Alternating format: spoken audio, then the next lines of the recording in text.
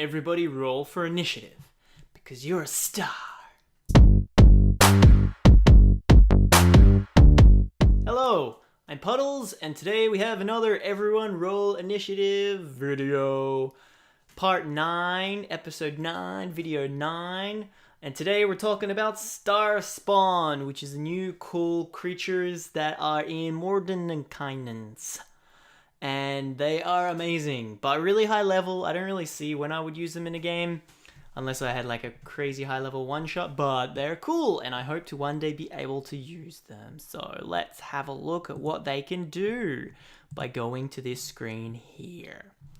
Before I continue, I'm just going to say this combination is amazing and a crap ton of damage, and Mordenkainen's tells you to do it. The writers of the game, the books, the people, they're telling you to do this to your players. And once we see what it is, you're going to realize how crazy it is. But I'm just going to read this because this is word for word from Mordenkainen's Tome of Foes.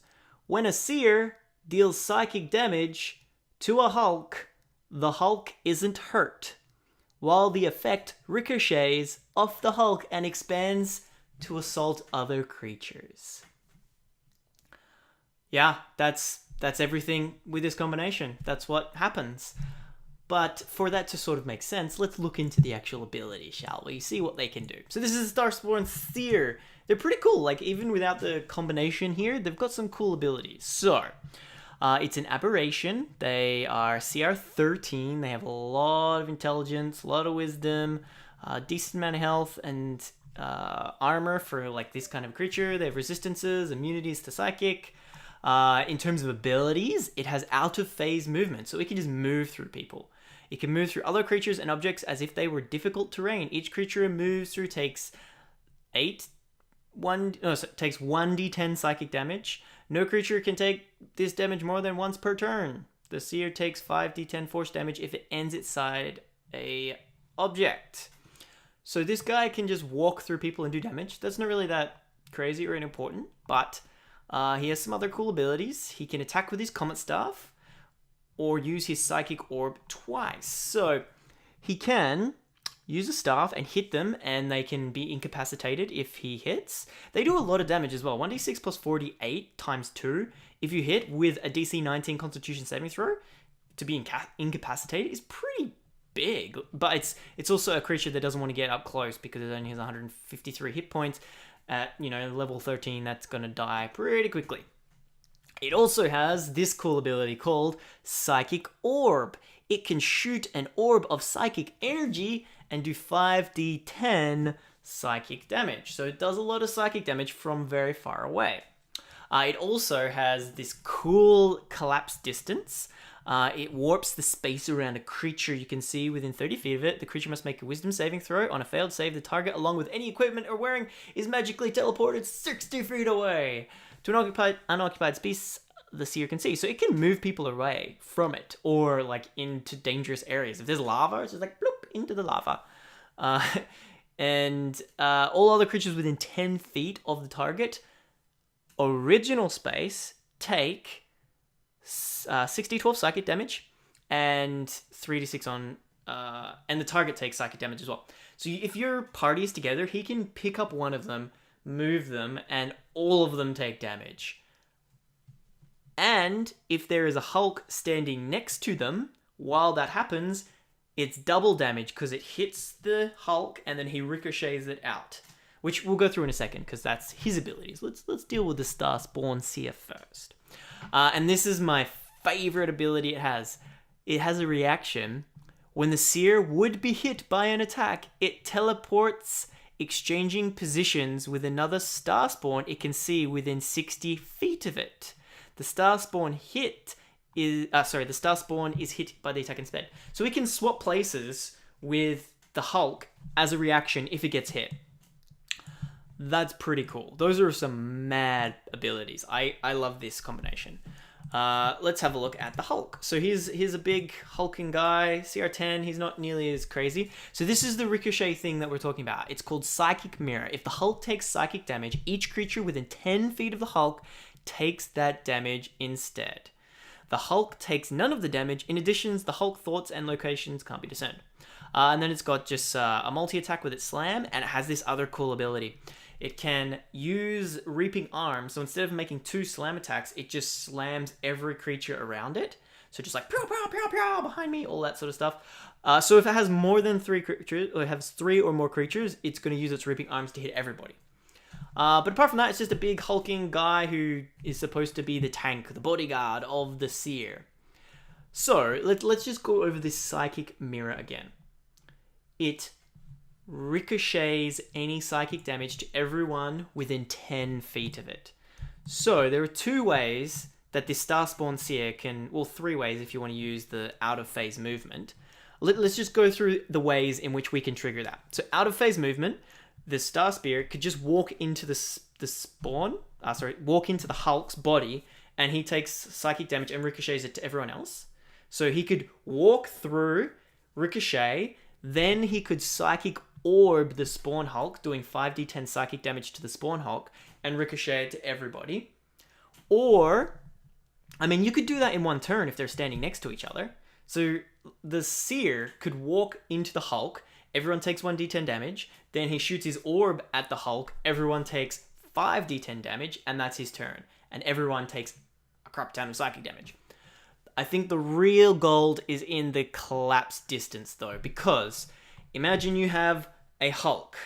He's got 5 people around him. You move one of the players away. Everyone that's left over is going to take 6d12 damage. The Starspawn also takes 6d12 damage, so he ricochets that damage.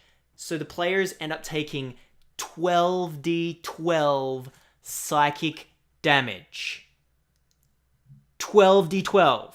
And the Spawn Hulk, he takes none. He takes 0 damage. That is so much damage. And then the player who gets teleported away also takes 3d12. That is such a strong combination. These guys, for like the CR they have, are pretty easy to kill. I mean, they have some resistances and some immunities and stuff, but their health isn't crazy high, their armor isn't crazy high, but man, do they hit like a tank. This combination is insane for damage. It's if they get that off, you could kill some players. Like, you could go from 0 to hero right away. I mean, you're probably not going to put these against players that are lower than level 11 or 12, so they should have lots of hit points, but 12d12 has a lot of damage, and it's psychic damage, which is, a lot of people aren't resistant to that.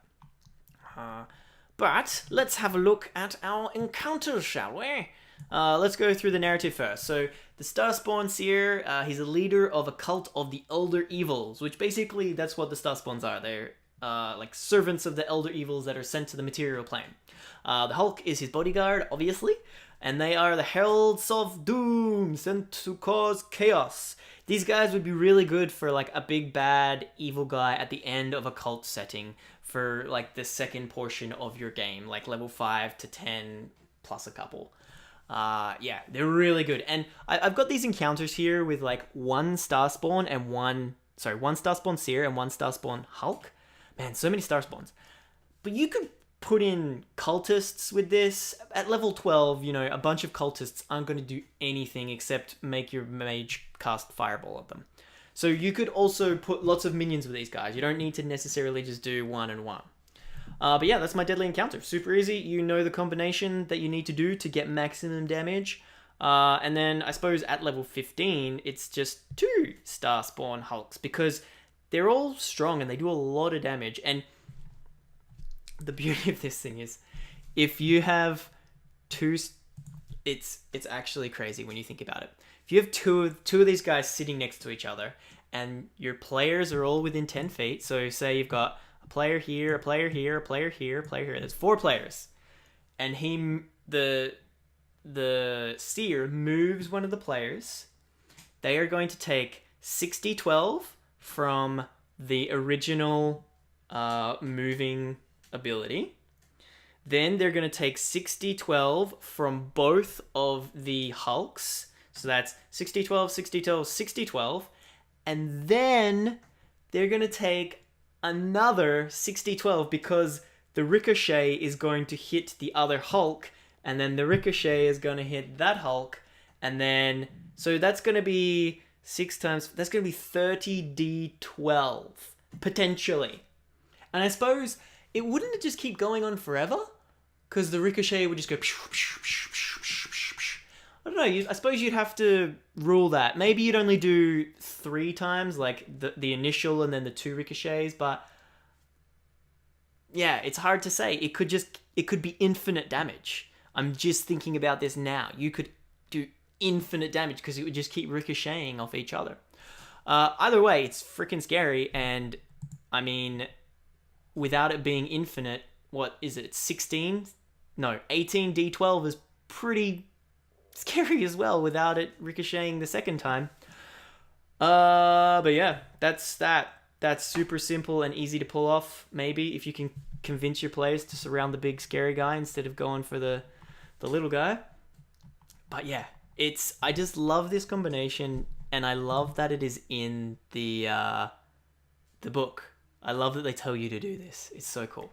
But yeah, put that into your late game and kill your players with excess amounts of psychic damage. Thank you for watching. I'll see you next time.